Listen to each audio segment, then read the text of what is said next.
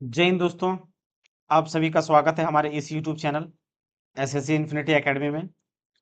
तो जैसा कि दोस्तों पिछले क्लास में हम लोगों ने स्पीड एंड वेलोसिटी का क्लास किए थे और क्वेश्चन किए थे। और पिछले दिन दोस्तों हम वर्क पावर एनर्जी का वीडियो बना चुके थे दोस्तों, लेकिन वीडियो का क्वालिटी अच्छा नहीं होने के कारण उसमें साउंड दोस्तों अच्छा बिल्कुल एक्स्ट्रा साउंड उसमें दोस्तों आ गया था। तो इसकी वजह से वो वीडियो को दोस्तों अपलोड नहीं किया। तो आज हम दोस्तों उस वीडियो को फिर से बना के आज उसको अपलोड कर रहे हैं। तो देखिए दोस्तों, अब पिछले क्लास में हम लोगों ने स्पीड एंड वेलोसिटी किए थे। तो आज हम लोग क्या देखेंगे, वर्क पावर एनर्जी का क्वेश्चन देखेंगे। चाहे दोस्तों एक्सपेक्टेड क्वेश्चन की बात कर लें या इंपॉर्टेंट क्वेश्चन या जो पीवाईक्यू क्वेश्चन है, वो सारे क्वेश्चन को हम लोग करेंगे और इसके क्वेश्चन के माध्यम से ही पूरे टॉपिक का हम लोग दोस्तों रिवीजन करेंगे। अगर दोस्तों अगर आप इसका पीडीएफ डाउनलोड करना चाहते हैं तो टेलीग्राम का ये स्कैनर है, यहाँ पे स्कैन करके ज्वाइन करके इसका पीडीएफ डाउनलोड कर सकते हैं। या तो मैं डिस्क्रिप्शन में दोस्तों इसका लिंक डाल दूंगा, वहां से भी आप इसका पीडीएफ डाउनलोड कर सकते हैं। तो चलिए दोस्तों क्लास को शुरू करते हैं। और हाँ दोस्तों, अगर आप हमारे इस चैनल में पहली बार आए हैं तो दोस्तों के साथ शेयर अवश्य कीजिएगा दोस्तों, और चैनल को सब्सक्राइब अवश्य कीजिएगा। तो चलिए दोस्तों क्लास को शुरू करते हैं। तो आज का पहला क्वेश्चन क्या है दोस्तों, और एक बात दोस्तों, जैसे कि एएलपी सीबीटी 2 एग्जाम की बात करें, जो एएलपी सीबीटी 2 का एग्जाम की बात करें दोस्तों, तो ये कैंसिल तो हो ही चुका है। लेकिन देखिए दोस्तों, यहाँ पे 14, 15 या 16 यानी कि 15, 15 देखिए दोस्तों, 15, 16 या 17 के बीच में दोस्तों ये एग्जाम हो सकता है। या तो 15, 16, 17 अप्रैल को हो सकता है, अप्रैल को, या तो दोस्तों 23, 24, 25 को हो सकता है। क्योंकि दोस्तों इस टाइम पे एसएससी का यानी कि टीसीएस का जो स्लॉट्स है डेट का, एग्जाम का डेट का, वो खाली है। तो या तो 15, 16, 17 को हो सकता है, या तो 13, 14, 25 यानी कि 23, 24, 25 तारीख को हो सकता है। तो ये डेट दोस्तों खाली है, इसीलिए मैं बता रहा था। तो चलिए दोस्तों क्लास को हम लोग शुरू करते हैं। तो पहला क्वेश्चन क्या है दोस्तों कि 10 किलोग्राम द्रव्यमान की एक गेंद 5 मीटर पर सेकंड के वेग से गतिमान है, तो गेंद की गतिज ऊर्जा क्या होगी। तो देखिए दोस्तों, हम क्या जानते हैं कि जो जब कोई वस्तु में गति होता है तो उसमें क्या होता है, गतिज ऊर्जा होता है। और गतिज ऊर्जा या जो काइनेटिक एनर्जी का फॉर्मूला होता है, हाफ एम बी स्क्वायर होता है। और एक क्या होता है दोस्तों, स्थितिज ऊर्जा, जिसे हम पोटेंशियल एनर्जी कहते हैं। तो पोटेंशियल एनर्जी किस पर डिपेंड करता है, हाइट पर डिपेंड करता है। तो यहाँ पे दोस्तों ऊर्जा का दो फॉर्मूला हो गया, ऊर्जा का दो फॉर्मूला हो गया। तो यहाँ पे क्या पूछा गया है, गतिज ऊर्जा पूछा गया है। तो मास क्या दिया गया, कितना दिया गया दोस्तों, 10 केजी द्रव्यमान दिया गया है। और जो वेलोसिटी की बात करें तो वो कितना है, 5 मीटर पर सेकंड दिया गया है। तो काइनेटिक एनर्जी कितना हो जाएगा, तो काइनेटिक एनर्जी पूरा फॉर्मूला क्या होता है, हाफ एम वी स्क्वायर। तो हाफ हो जाएगा ये, मास कितना है 10 केजी का है, वेलोसिटी 5 स्क्वायर हो जाएगा, 5 का स्क्वायर, तो 2 पचे 10, यानी कि 5 गुना 5 पचे 25, 5 गुना 5 पचे 25, यानी कि 25 पचे 125 जूल।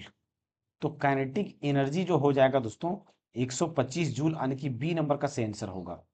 अगला क्वेश्चन देखिए दोस्तों कि 10 किलो की एक वस्तु को 2 मीटर ऊंचाई तक उठाया जाता है। तो हमने पहला क्वेश्चन क्या किया दोस्तों, काइनेटिक एनर्जी पर किया। अब दूसरा क्वेश्चन क्या है दोस्तों, पोटेंशियल एनर्जी पर।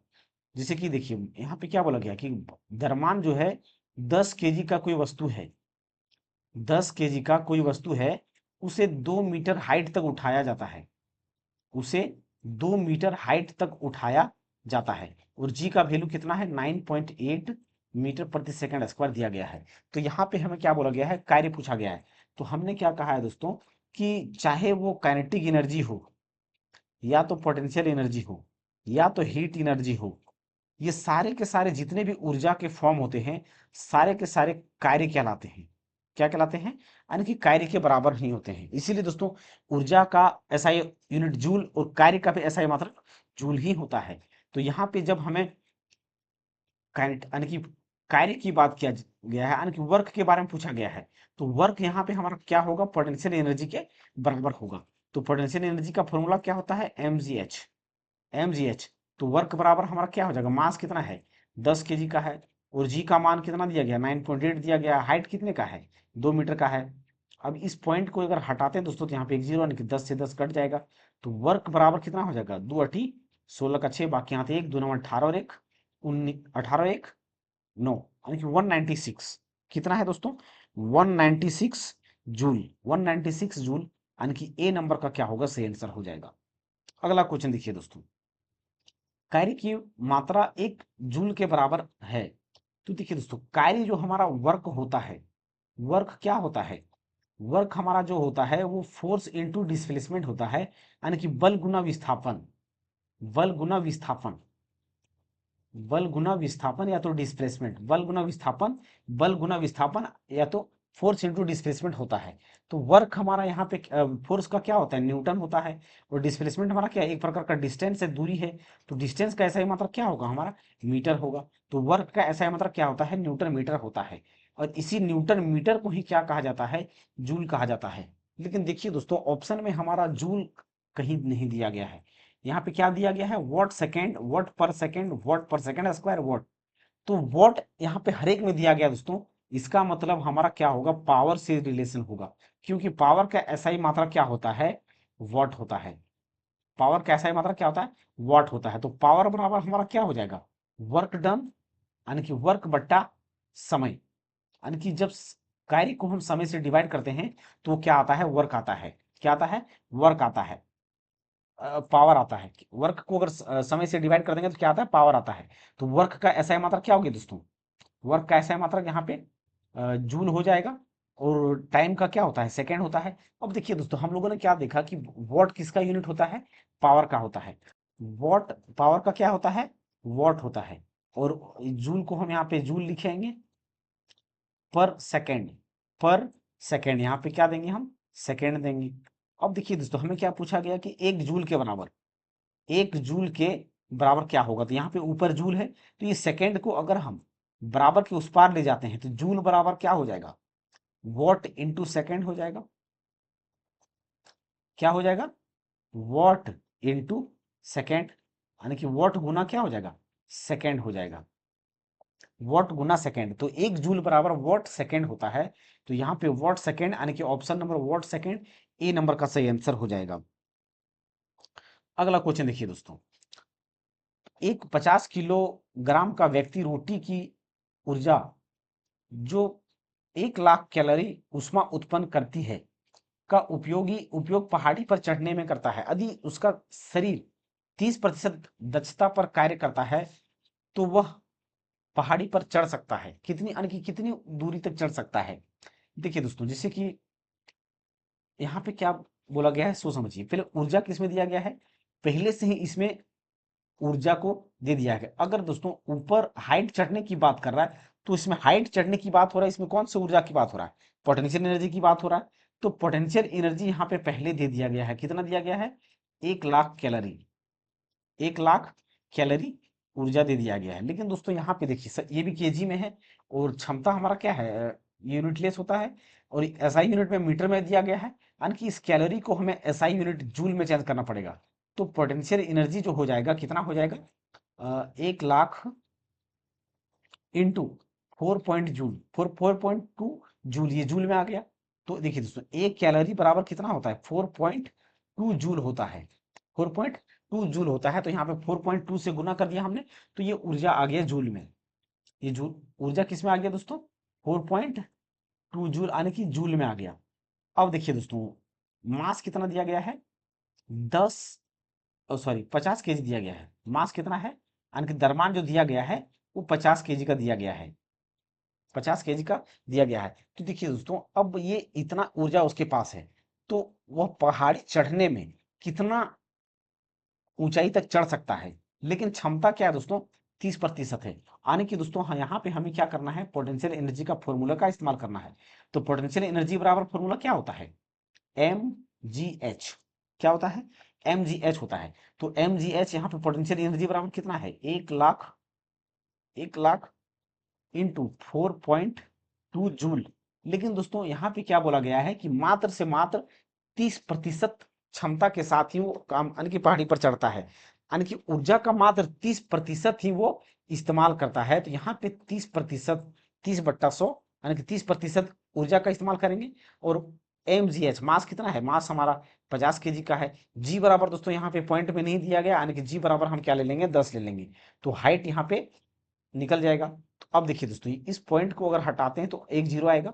अब नीचे 2 जीरो यहाँ पे है, एक जीरो यहाँ पे, 3 जीरो, यानी कि 1 जीरो 2 जीरो 3 जीरो आ गया।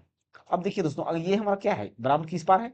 अब बराबर के इस पार जब लेके जाएंगे तो ये 2 जीरो क्या होगा, कट जाएगा, और तो एक जीरो यहाँ से, एक जीरो यहाँ से, 2 जीरो और कट जाएगा, 2 जीरो और कट जाएगा। अब इसको गुना कर देते हैं, कितना होगा, 3, यानी कि 3 दूना 6, 3 चौके 3 दूना 6, 3 चौके 12 के 2 बाकी हाथ 1, यानी कि 12 हो जाएगा। और ये एक जीरो यहाँ पर है, एक जीरो यहाँ पे आ जाएगा, यानी कि ये 5h बराबर इतना है, इतना है, यानी कि h बराबर कितना हो जाएगा, 1260/5, यानी कि कितना हो जाएगा, काटते हैं इसको तो, 5 एका 5, यानी कि 5 दूना 10, 5 पचे 25, 5 दूना 10, यानी कि 252 मीटर ऊंचाई तक वो चढ़ेगा। अगर वो सिर्फ अपने ऊर्जा का 30% ही इस्तेमाल करता है तो वो 252 मीटर ऊंचाई तक चढ़ सकता है। फिर से देखिए, समझिए दोस्तों, ऊर्जा पहले से दे दिया गया है कि 50 किलोग्राम का व्यक्ति व्यक्ति रोटी की ऊर्जा, यानी कि रोटी वो खाता है और जिससे 50 किलोग्राम का एक व्यक्ति है ऊर्जा है, तो उसका ऊर्जा कितना है, 100, यानी कि 1000, 1 लाख कैलोरी उष्मा ऊर्जा होता है। तो उस उष्मा ऊर्जा का मात्र वो 30% ऊर्जा ही इस्तेमाल करता है और वह ऊपर चढ़ता है। तो कितना ऊंचा ऊपर चढ़ेगा, तो यहाँ पे पहले हमने क्या किया, ऊर्जा कैलोरी में दिया गया था, उसको एसआई यूनिट में चेंज कर दिए, क्योंकि एक कैलोरी बराबर 4.2 जूल होता है, इसलिए 4.2 से मल्टीप्लाई कर दिए। उसके बाद potential energy equal to mgh, तो पोटेंशियल एनर्जी बराबर रख दिए और इसका 30% कर दिए, इक्वल टू मास और जी का वैल्यू और एच। इससे तो यहाँ से दोस्तों हमारा एच का मान निकल गया, यानी कि 252 मीटर वो ऊंचा चढ़ सकता है पहाड़ी पर। अगला क्वेश्चन क्या है दोस्तों, 1 जूल बराबर होता है, 1 जूल बराबर होता है। तो देखिए दोस्तों, पिछले क्वेश्चन में हमने क्या देखा था, एक दो क्वेश्चन पहले, कि 1 जूल जो बराबर होता है वॉट इंटू सेकेंड के बराबर होता है, वॉट इंटू सेकेंड के बराबर होता है। तो जूल हमारा किसका यूनिट होता है, वर्क का होता है। जूल किसका यूनिट होता है दोस्तों, वर्क का, वर्क का होता है वर्क, और वर्क बराबर हमारा क्या होता है, फोर्स इंटू डिस्प्लेसमेंट होता है, फोर्स इंटू डिस्प्लेसमेंट, यानी कि बल गुना विस्थापन,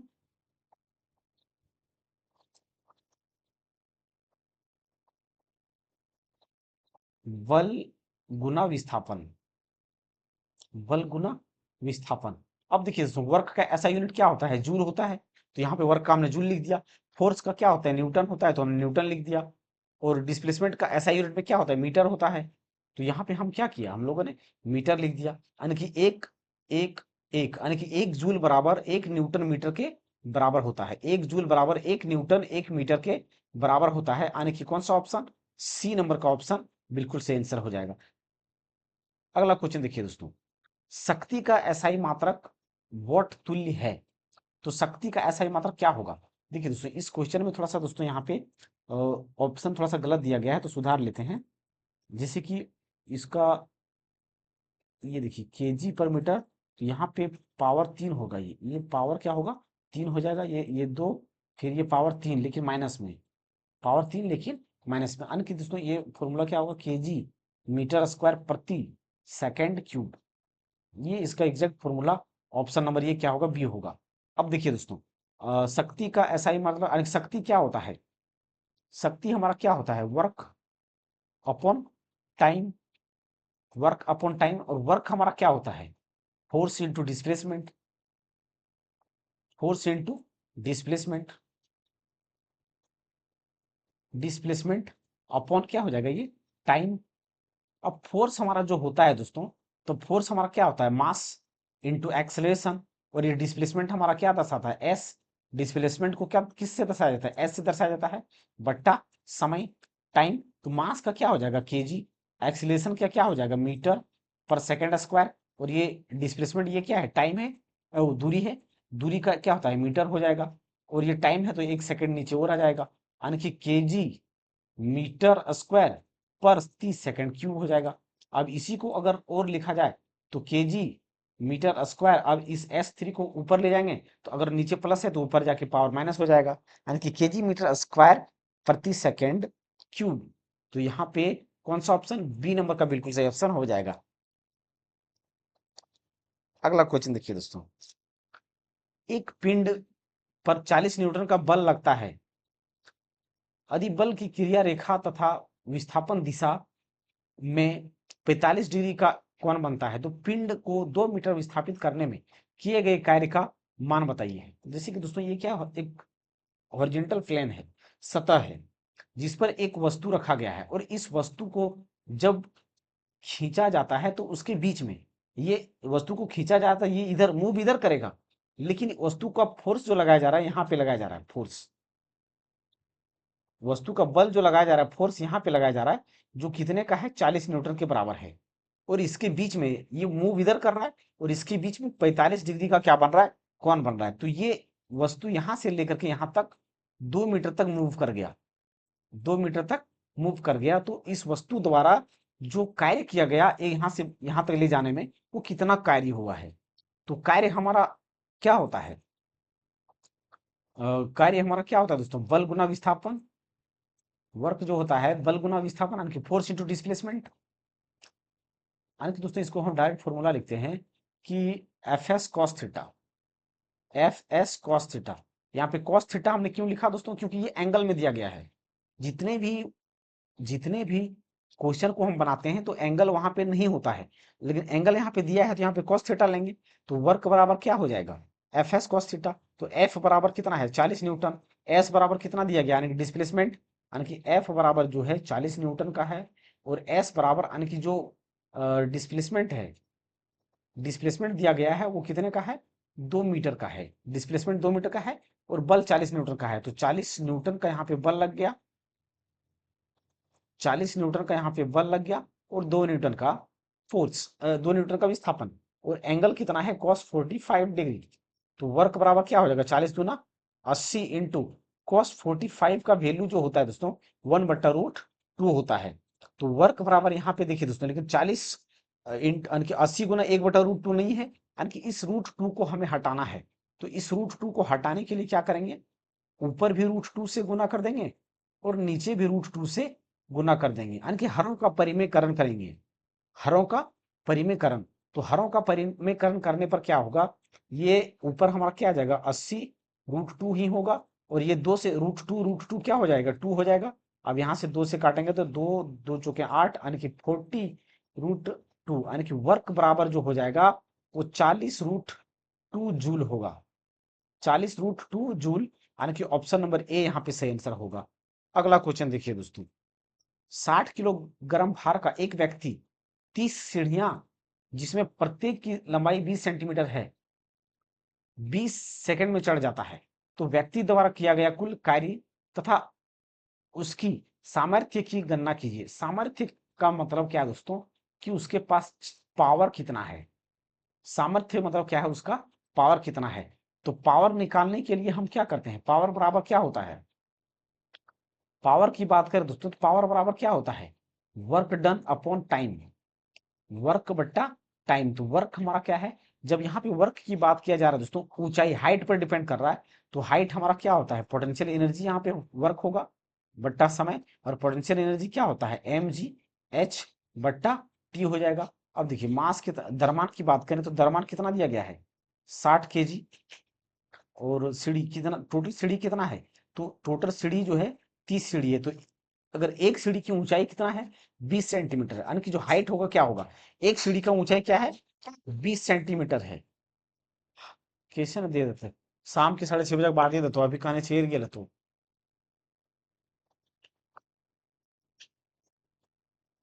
तो एक सीढ़ी का ऊंचाई कितना है दोस्तों, 20 सेंटीमीटर है, लेकिन टोटल सीढ़ी कितना है, 30 सीढ़ी है। लेकिन दोस्तों ऑप्शन में अगर देखा जाए तो ये भी मीटर प्रति सेकंड एसआई यूनिट में है, ये क्या है, एसआई यूनिट में है। तो जब ये एसआई यूनिट में है दोस्तों, तो हमें क्या करना पड़ेगा, इस हाइट को भी एसआई यूनिट में चेंज करना पड़ेगा। तो एसआई यूनिट चेंज करने के लिए हम क्या करेंगे, यहाँ पे 100 से डिवाइड करेंगे, यानी कि 20 गुना 30 बट्टा 100। तो अब ये क्या आ गया, मीटर में आ गया। तो 2 जीरो से यहाँ पे क्या होगा, 1020, 1020, यानी कि हाइट जो हो गया कितना हो गया, 6 मीटर हो गया। हाइट कितना हो गया, 6 मीटर हो गया। और समय की बात करें, समय कितना दे दिया गया दोस्तों, समय 20 सेकेंड दिया गया है। तो अब यहाँ पे हम पावर को आसानी से निकाल सकते हैं, mgh upon T, mgh upon T. तो m बराबर यानी कि मास कितना है दोस्तों 60 केजी, इंटू जी बराबर कितना दिया गया है 10, और हाइट की बात करें तो यहाँ पे हाइट कितना है 6 मीटर का हाइट हो जाएगा टोटल, बट्टा समय कितना हो गया, समय की बात करें तो समय 20 सेकंड दिया गया है, तो यहाँ पे 20 हो जाएगा ये। तो ये अब देखिए दोस्तों 20 एक 20, 20 दिया 60, 20 दिया 60, तो यहाँ पे 6 दिया 18, यानी कि पावर जो हो जाएगा टोटल 180 वॉट हो जाएगा, जिसे हम क्या कहेंगे सामर्थ्य बोलेंगे या तो पावर कहेंगे, पावर कहेंगे, यानी कि स्ट्रेंथ या तो शक्ति या तो पावर कह सकते हैं। तो यहाँ पे 180 वॉट यानी कि बी नंबर का क्या होगा, बिल्कुल सही आंसर हो जाएगा। अगला क्वेश्चन देखिए दोस्तों, अर्घ मात्रक है, अर्घ मात्रक है। तो देखिए दोस्तों अर्घ हम क्या जानते हैं, अर्घ जो मात्रक है दोस्तों किसका है, वर्क का है। अर्घ किसका मात्रक है दोस्तों, वर्क का है, क्या है, वर्क का है। अब देखिए दोस्तों वर्क की अगर हम बात करें तो वर्क या वर्क या एनर्जी, वर्क या एनर्जी, वर्क या एनर्जी का जो दो यूनिट होता है, एक क्या होता है दोस्तों सीजीएस यूनिट होता है, और एक क्या होता है एसआई यूनिट होता है, सीजीएस यूनिट और एसआई यूनिट। तो सीजीएस यूनिट की बात करें दोस्तों तो ये क्या होता है, अर्ग होता है, क्या होता है, अर्ग होता है। और एसआई यूनिट की बात करें तो ये क्या होता है, जूल होता है, क्या होता है, जूल होता है। तो ये सीजीएस यूनिट में अर्ग हो गया और जूल हो गया, यानी कि कार्य और ऊर्जा, क्या एसआई मात्रक, जूल और सीजीएस में क्या हो जाएगा, अर्ग हो जाएगा। अब देखिए दोस्तों अब इन दोनों के बीच में रिलेशन की बात करें तो क्या होगा, तो एक अर्ग बराबर जो होता है वो 10⁷ जूल के क्या होता है, बराबर होता है, 10⁷ जूल के बराबर होता है। अब अगर यहां से जूल हमें निकालना है, जिसे एक जूल बराबर क्या होगा, एक जूल बराबर क्या होगा, तो क्या होगा, ये 10⁷ क्या होगा, बराबर के उस पर हो जाएगा, यानी कि एक अर्ग बट्टा 10⁷। अब इसको हम 10⁷ को क्या करेंगे, बराबर के उस पर ले जाए, यानी कि ऊपर ले जाएंगे। तो जब नीचे प्लस में होता है तो पावर ऊपर माइनस हो जाता है, यानी कि 10⁻⁷ अर्ग के क्या होगा, बराबर होगा, यानी कि एक जूल बराबर, यानी कि एक जूल बराबर जो होगा वो 10⁻⁷ अर्ग के क्या होगा, बराबर होगा, अर्ग के बराबर होगा। तो यहाँ पे एक अर्ग बराबर कितना हो गया, 10⁷ जूल के, 10⁷ जूल के बराबर हो गया। तो यहाँ पे ए नंबर का सही आंसर। अगला क्वेश्चन देखिए दोस्तों, 1 किलोग्राम द्रव्यमान का एक पत्थर 2 मीटर ऊंचे खिड़की के सामने से नीचे गिरता हुआ दिखता है, तो खिड़की की ऊपरी सिरे पर पत्थर की गति 4 मीटर पर सेकंड थी, तो खिड़की के ऊपरी सिरे से निचले सिरे तक पहुंचते पहुंचते इसकी गतिज ऊर्जा में वृद्धि होगी। तो देखिए दोस्तों यहाँ पे कोई क्या है, कोई दीवार है, और यहाँ पे एक बीच में क्या है, खिड़की लगाया गया है, क्या है दोस्तों, खिड़की लगाया गया है। तो इस खिड़की की ऊंचाई की बात करें तो कितना दिया गया है, 2 मीटर, खिड़की की ऊंचाई क्या है दोस्तों, 2 मीटर है। और यहाँ पे जब कोई पत्थर है, इस पत्थर का यहाँ पे वेग कितना है, वेलोसिटी 4 मीटर पर सेकंड है।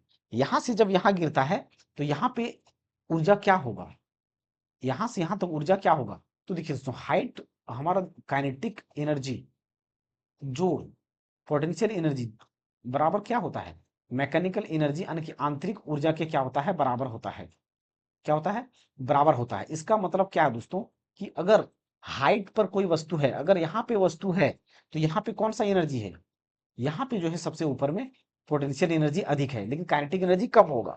जैसे जैसे नीचे बढ़ेगा, जैसे जैसे नीचे आएगा तो इसका पोटेंशियल एनर्जी कम होगा और गतिज ऊर्जा क्या होगा, बढ़ेगा, गतिज ऊर्जा क्या होगा, बढ़ेगा, यानी कि पोटेंशियल एनर्जी कमी होगा, वही हमारा क्या होगा, गतिज ऊर्जा में वृद्धि होगा।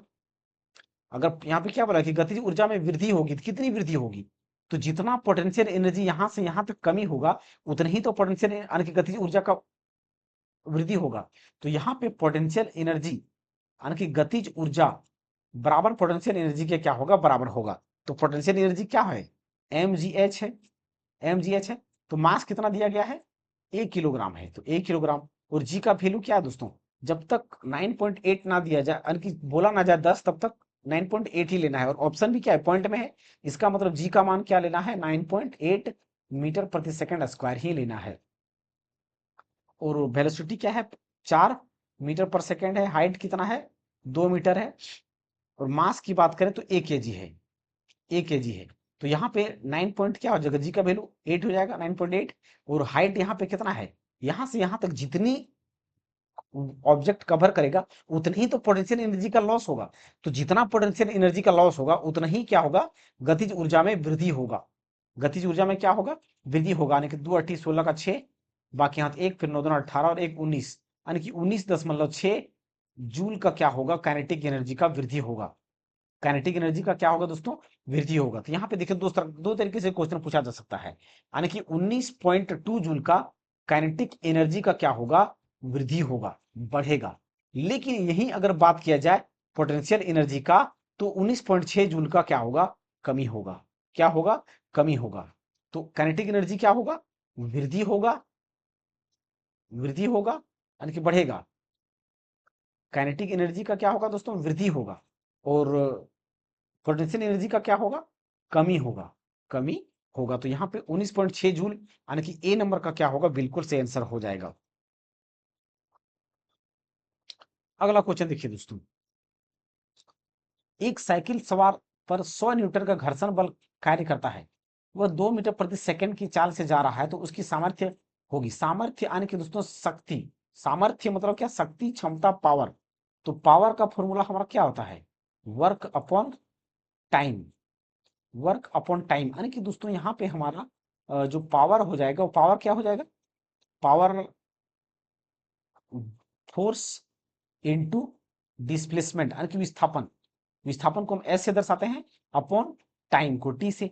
अब डाटा क्या क्या दिया गया दोस्तों, फोर्स जो दिया गया है वो कितने का है, 100 न्यूटन का है। फोर्स कितने का है, 100 न्यूटन का है। तो बल यहाँ पे 100 न्यूटन का हो गया। और ये जो मीटर पर सेकंड की बात करें दोस्तों, तो यहाँ पे क्या दिया गया है, वेलोसिटी दिया गया है। क्या है, वेलोसिटी दिया गया है। तो यहाँ पे फॉर्मूला में तो वेलोसिटी है नहीं, तो क्या करना होगा अब हम लोग क्या जानते हैं दोस्तों, जो वेलोसिटी होता है, वेलोसिटी जो होता है वो क्या होता है, विस्थापन बट्टा समय होता है। विस्थापन बट्टा समय होता है, टाइम। यानी कि विस्थापन यानी कि क्या है, डिस्प्लेसमेंट। डिस्प्लेसमेंट बट्टा टाइम।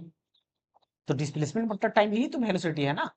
वेलोसिटी जो हमारा होता है वो डिस्प्लेसमेंट बट्टा टाइम होता है। अब यहाँ पे देखिए ये हमारा क्या डिस्प्लेसमेंट है और ये क्या है, टाइम है। तो क्या हम अगर एस बट्टा टी को एक साथ अगर कर दिया जाए तो हमारा वेलोसिटी नहीं निकल जाएगा। तो वेलोसिटी यहाँ पे बन जाएगा, यानी कि पावर बराबर जो हो जाएगा, नया फॉर्मूला बन जाएगा एफ इंटू भी। तो एस डिस्प्लेसमेंट बट्टा टाइम हमारा क्या बन गया, वेलोसिटी बन गया। और वेलोसिटी का वैल्यू क्या है, दिया गया है। तो फोर्स कितने का है, 100 न्यूटन का है। वेलोसिटी कितने का है, 2 मीटर प्रति सेकंड, यानी कि 200 वॉट का क्या होगा, पावर कंज्यूम होगा, यानी कि क्षमता होगा उसका 200 वॉट का। तो 200 वॉट यानी कि यहाँ पे बी नंबर का क्या होगा, बिल्कुल से आंसर हो जाएगा। अगला क्वेश्चन देखिए दोस्तों, अब देखिए दोस्तों, एक मनुष्य 1 मिनट में 6 × 10⁴ जूल कार्य करता है, तो मनुष्य की सामर्थ्य होगी। तो यहाँ पे दोस्तों कार्य क्या किया गया है, पहले दे दिया गया है 6 × 10⁴ जूल। और समय कितना है, 6 मिनट का समय कितना है दोस्तों, 1 मिनट का समय दिया है। 1 मिनट क्या है, समय है। तो समय को हम सेकंड में चेंज करेंगे, कितना होगा, 60 सेकंड हो जाएगा। अब यहाँ पे क्या बोला गया है, शक्ति यानी कि पावर के बारे में पूछा गया है, सामर्थ्य तक। तो पावर बराबर हमारा क्या होता है, work done upon time. Work done upon क्या होता है, टाइम होता है। तो वर्क यहाँ पे दिया गया है हमारा पहले से ही, निकालना क्या है, शक्ति निकालना है। तो पावर, तो वर्क बराबर 6 × 10⁴। और टाइम कितना है दोस्तों, 60 कितना है ये, 60 सेकेंड का है। तो यहाँ से 6 का 6 दे, 60, 6 दे कितना हो जाएगा, 60। यानी कि 10, यानी कि ऊपर जब जाएगा ये दोस्तों, तो एक जीरो को क्या कर देगा, कम कर देगा। यानी कि 10 के पावर 3 वॉट, 10 के पावर 3 वॉट क्या हो जाएगा, सही आंसर हो जाएगा, जो कि ऑप्शन नंबर क्या है, सी हो जाएगा। अगला क्वेश्चन दोस्तों,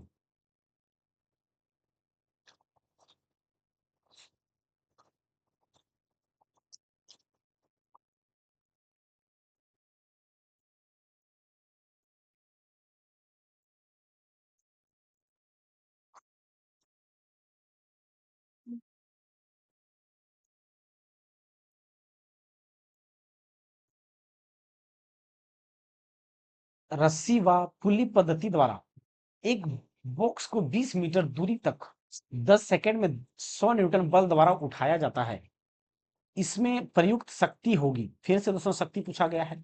तो शक्ति बराबर हमारा क्या होता है, वर्क डन अपॉन टाइम। कार्य बट्टा समय, कार्य बट्टा समय, कार्य बट्टा समय। तो बल कितना दिया गया दोस्तों? बल जो है वो कितने का है? 100 न्यूटन का है। और विस्थापन 100 मीटर डिस्प्लेसमेंट दिया गया है 20 मीटर का, तो 20 मीटर क्या है डिस्प्लेसमेंट में है। टाइम कितना दिया गया है? 10 सेकंड का दिया गया है। तो यहाँ पे हमारा पावर क्या हो जाएगा? यानी कि force into displacement upon time. तो फोर्स कितने का है? तो फोर्स 100 न्यूटन का है, और डिस्प्लेसमेंट कितने का है? यानी कि विस्थापन जो दिया गया है वो कितने का है? विस्थापन जो है वो 20 मीटर का है, और समय कितने का है? 10 सेकंड का है। तो एक जीरो से एक जीरो, यानी कि पावर फिर से यहाँ पे क्या होगा? 200 वॉट हो जाएगा। 200 वॉट, यानी कि ऑप्शन कौन सा दोस्तों? डी नंबर का सही आंसर हो जाएगा। डी नंबर का क्या होगा? सही आंसर हो जाएगा। अगला क्वेश्चन देखिए दोस्तों, 1.5 किलोवाट सामर्थ्य की, यानी कि देखिए दोस्तों किलोवाट सामर्थ्य की, यानी कि पहले क्या दिया गया है? शक्ति दे दिया गया है 1.5, और किलो मतलब किलोवाट, किलो मतलब क्या दोस्तों? 10 के पावर 3 वाट। एक मोटर जल को इतना मीटर, यानी कि हाइट की बात कर रहा है, यानी कि 1.5 मीटर। और समय कितना है दोस्तों? 1 घंटे में मोटर द्वारा किया गया कार्य। तो 1 घंटे में, यानी कि समय कितने का है? 1 घंटा, यानी कि 1 आवर। 1 आवर। अब समय को घंटे में चेंज, मिनट में चेंज किया, फिर 60 से डिवाइड मल्टीप्लाई करेंगे सेकंड, यानी कि इतना सेकंड समय हो गया, इतना सेकंड समय हो गया। अब पूछा क्या गया है? कार्य पूछा गया है। तो सामर्थ्य या पावर बराबर हमारा क्या होता है? Work upon time, work upon time. लेकिन यहाँ पे पहले से क्या दिया? पावर पहले से दे दिया है, वर्क निकालना है। तो वर्क बराबर हमारा क्या हो जाएगा? पावर इंटू समय, पावर इंटू टाइम। तो पावर कितने का है? 1.5, 1.5 इंटू 10⁻³ इंटू टाइम हमारा कितना दिया गया है? टाइम कितना दिया गया दोस्तों? इतना नहीं, 60 इंटू 60। टाइम कितना है? 60 इंटू 60। तो यहाँ पे हमारा दोस्तों क्या निकल जाएगा? डायरेक्ट कार्य यानी कि ऊर्जा निकल जाएगा। तो इसको पॉइंट्स को हटाते हैं, अगर एक पॉइंट को हटाने के बाद एक जीरो मिस हो जाएगा। तो 6 6 छक 36 गुना 15, 15 यानी कि 15 छक्के 90 का जीरो, बाकी हाथ 9, 15 तिया 45, और 9 कितना हो जाएगा? 54, 45 9 54, यानी कि यहाँ पे 540, और एक जीरो यहाँ से ये आ जाएगा, और ये 3 जीरो यहाँ पर आ जाएगा, ये 3 जीरो। अब देखिए दोस्तों, अगर हम यहाँ पे 54 इंटू ये 5 जीरो हटा देंगे, तो 10 के पावर 5 लिख सकते हैं। तो 54 गुना 10 के पावर 5 है क्या? नहीं है। 54 गुना 10 के पावर 5 नहीं है, यानी कि 5.4 है। यानी कि इस एक, अगर पॉइंट यहाँ पे अगर एक पॉइंट यहाँ पे लगा देते हैं, तो यहाँ पे एक क्या होगा? जीरो और बढ़ जाएगा, पावर 6 हो जाएगा।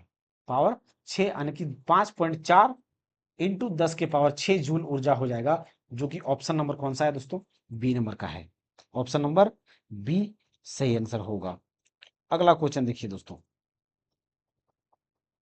यदि किसी पिंड की गतिज ऊर्जा दोगुनी कर दी जाए तो उसका संवेग बढ़ जाता है, तो कितना बढ़ जाएगा? संवेग दो गुना हो जाएगा, 4 गुना हो जाएगा, या तो √2 टाइम्स हो जाएगा, या तो फिर 8 गुना हो जाएगा। तो सबसे पहली बात दोस्तों, जो संवेग का जो फॉर्मूला होता है काइनेटिक एनर्जी के साथ, वो क्या होता है? काइनेटिक एनर्जी बराबर p² अपॉन 2m। लेकिन यहाँ पे क्या बोला गया? संवेग बढ़ जाएगा। तो संवेग बराबर अगर फॉर्मूला हम निकालें तो क्या हो जाएगा? p² upon kinetic energy into ये 2m क्या होगा? उधर मल्टीप्लाई हो जाएगा, तो ये 2m हो जाएगा। तो यहाँ पे पोटेंशियल एनर्जी क्या हो जाएगा? √Under kinetic energy 2m। इसको हम दोस्तों इक्वेशन 1 मान लेते हैं, इसको इक्वेशन 1 मान लेते हैं। अब क्या बोला गया है कि काइनेटिक एनर्जी को, यानी कि गतिज ऊर्जा को दोगुना कर दिया जाए, तो ये इक्वेशन 1 है। अब जब गतिज ऊर्जा को बढ़ाएंगे तो कुछ तो बढ़ेगा, कुछ तो बढ़ेगा, कुछ तो प्रभाव पड़ेगा। तो P1 मान लिए क्या है? बढ़ने के बाद संवेग है, मोमेंटम है। तो इसमें काइनेटिक एनर्जी को क्या किया गया है? काइनेटिक एनर्जी को दोगुना कर दिया, काइनेटिक एनर्जी को दोगुना कर दिया, ये क्या हो जाएगा? 2m हो जाएगा। लेकिन दोस्तों यहाँ पे हम अगर बात करें, तो ये √2 को हम सिर्फ बाहर कर देते हैं, बराबर, और ये काइनेटिक एनर्जी इंटू √2m। अब देखिए, ये इसके बराबर हमारे इक्वेशन 1 में क्या दिया गया है? इक्वेशन 1 में यानी कि मोमेंटम दिया गया है, इनिशियल मोमेंटम जो पहले मोमेंटम था। तो p इंटू √2p, यानी कि p1 बराबर क्या हो जाएगा? √2p1, यानी कि √2, यानी कि √2 टाइम्स मोमेंटम बढ़ जाएगा। जब गतिज ऊर्जा को दोगुना कर दिया जाता है तो मोमेंटम क्या होगा, √2 गुना बढ़ जाएगा, √2 गुना बढ़ जाएगा, यानी कि √2 टाइम्स। अगला क्वेश्चन देखिए दोस्तों, निम्नलिखित में से कौन सा एक संरक्षी बल नहीं है, संरक्षी बल नहीं है। तो देखिए दोस्तों, संरक्षी बल कहने का मतलब है कंजर्वेटिव, जिस बल को हम बचा सकते हैं या अवशोष, यानी कि दोस्तों देखिए, कंजर्वेटिव कहने का मतलब है जिस बल को हम बचा सकते हैं वो बल हमारा क्या कहलाता है, कंजर्वेटिव कहलाता है। क्या कहलाता है, कंजर्वेटिव बल कहलाता है। तो कंजर्वेटिव बल यानी कि घर्षण बल को हम दोस्तों बचा नहीं सकते हैं, क्योंकि घर्षण बल दोस्तों लॉस हो जाता है। अगर बाइक हम गाड़ी चलाते हैं या फोर व्हीलर चलाते हैं तो घर्षण हम करते हैं तो वो तो हीट एनर्जी में क्या होता है, वेस्ट हो जाता है, उसको हम कंजर्व नहीं कर सकते हैं।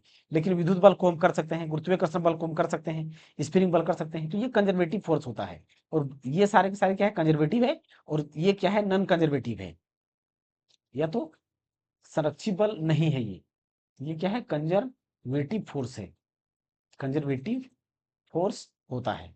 अगला क्वेश्चन देखिए दोस्तों, एक पूर्ण अप्रत्यास्थ टकराव में गतिज ऊर्जा क्या होती है। तो देखिए दोस्तों, जब पूर्ण अप्रत्यास्थ टकराव की बात करते हैं तो गतिज ऊर्जा वहां पे बिल्कुल जो है वो कम हो जाता है।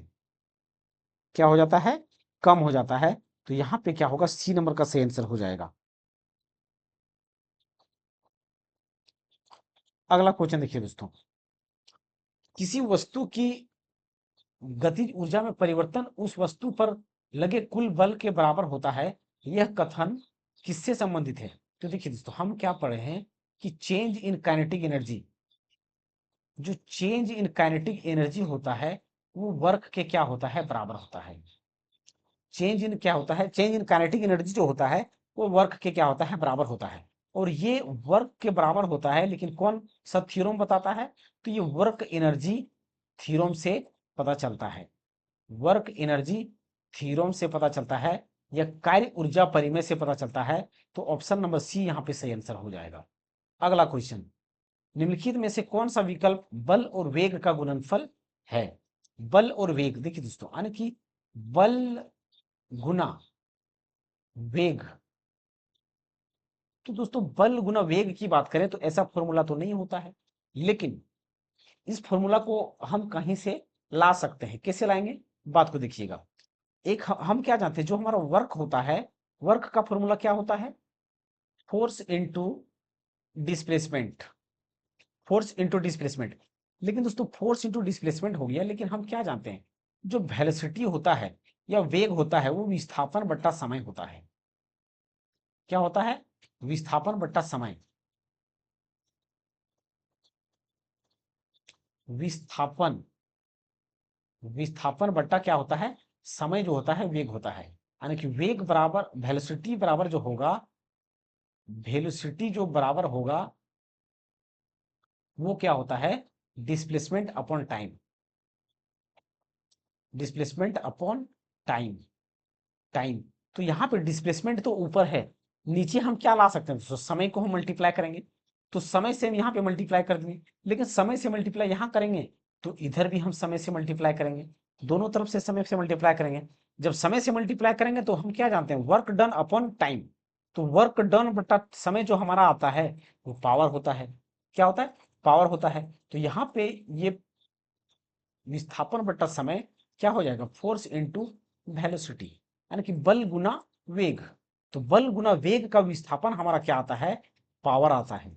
क्या आता है, पावर आता है, यानी कि शक्ति आता है। तो शक्ति तो ऑप्शन में नहीं है दोस्तों, तो इसका आंसर डी हो जाएगा, इनमें से कोई भी नहीं। अगला क्वेश्चन देखिए दोस्तों,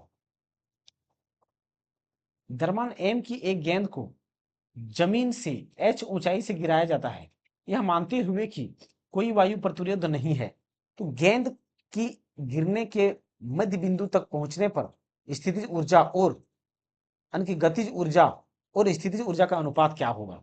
तो देखिए दोस्तों, हमने क्या पढ़ा है, हम लोगों ने क्या पढ़ा है कि अगर कोई वस्तु यहाँ पर हाइट पर है तो यहाँ पर पोटेंशियल एनर्जी क्या होगा, मैक्सिमम होगा, पोटेंशियल एनर्जी मैक्सिमम होगा, लेकिन काइनेटिक एनर्जी जो क्या होगा, जीरो होगा।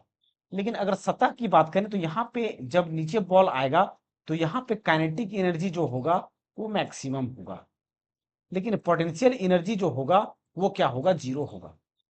क्या होगा, जीरो होगा। इसका मतलब दोस्तों अगर बॉल को नीचे गिराया जा रहा है तो पोटेंशियल एनर्जी क्या होगा, कम होगा, लेकिन काइनेटिक एनर्जी क्या होगा, बढ़ेगा। लेकिन जब ठीक बीचों बीच में यानी कि मध्य बिंदु पर जब यहां पर गेंद पहुंच जाएगा, यानी कि ऊपर भी, ऊपर जितना ऊंचाई है, मान लेते ऊपर x मीटर है तो नीचे भी क्या है, x मीटर है, तो ठीक बीचों बीच आएगा। तो यहाँ पे क्या होगा, पोटेंशियल एनर्जी और काइनेटिक एनर्जी के क्या होगा, आपस में बराबर हो जाएगा। क्या हो जाएगा, बराबर हो जाएगा। तो जब बराबर हो जाएगा तो अनुपात क्या होगा, 1:1 होगा। अनुपात क्या होगा, 1:1 होगा। तो यहाँ पे सी नंबर का क्या होगा, बिल्कुल सही आंसर हो जाएगा। अगला क्वेश्चन देखिए दोस्तों। तो यहाँ पे दोस्तों हमारे इतने ही क्वेश्चन थे। तो आई होप दोस्तों आप सभी को ये वीडियो अच्छा लगा होगा और हेल्पफुल मिला होगा। और निश्चित रूप से ही दोस्तों कंसेप्ट यही है, अब कंसेप्ट को आप समझिए, बाकी क्वेश्चन आपका खुद ब खुद बनने लगेगा। तो अगर दोस्तों आपको ये वीडियो अच्छा लगा है या हेल्पफुल मिला है तो हमारे दोस्तों इस चैनल को अगर सब्सक्राइब नहीं किए हैं तो सब्सक्राइब कीजिए, और अगर आप नए हैं तो सब्सक्राइब कीजिए और दोस्तों के साथ शेयर कीजिए। अगर आप इसका पीडीएफ डाउनलोड करना चाहते हैं तो डिस्क्रिप्शन में टेलीग्राम का लिंक डाल दूंगा, वहां से आप इसका पीडीएफ डाउनलोड कर सकते हैं, या तो ये टेलीग्राम का स्कैनर है, यहाँ पे ज्वाइन करके आप टेलीग्राम को ज्वाइन करके इसका पीडीएफ भी डाउनलोड कर सकते हैं। तो मिलते हैं दोस्तों अगले क्लास में अगले टॉपिक के साथ। थैंक यू दोस्तों।